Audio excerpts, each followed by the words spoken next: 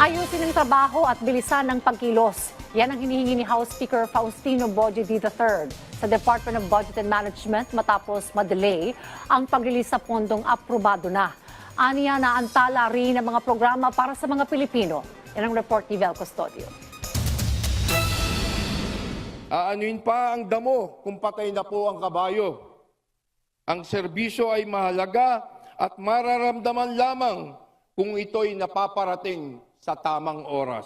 Binatiko si House Speaker Faustino Boji III ang Department of Budget and Management dahil sa pagkaantala ng pag-release ng pondo. Tila nawawalaan niya ng saysay ang mga aprobadong budget at naantala sa mga serbisyong kailangan ng Pilipino. Kaya naman po, sa mga kaibigan natin sa DBM, ayusin niyo naman ang inyong trabaho.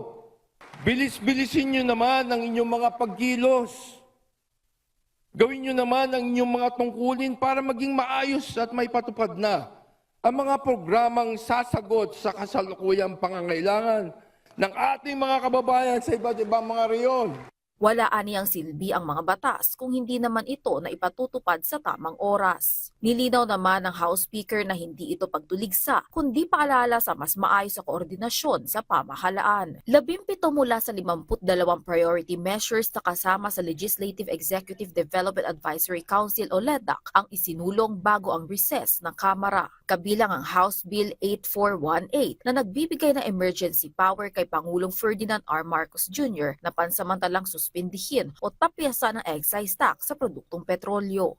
Agad nating tinutukan ang panukalang tutugon sa epekto ng Middle East crisis pagkatapos itong i-certify as urgent ng ating mahal na Pangulong Ferdinand Bongbong Marcos Jr.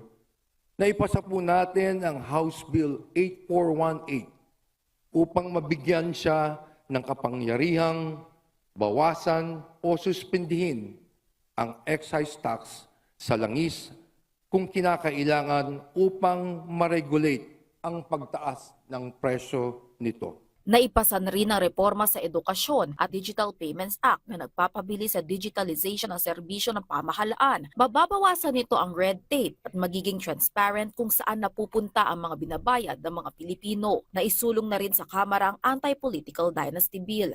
Ani Speaker Boji D, ginawa na ng Kongreso ang tungkulin nito na gumawa ng mga batas, kaya dapat natiyaking mabilis na makakarating ang inilalaang pondo sa taong bayan. Vel Custodio para sa Pambansang TV sa Bagong Pilipinas.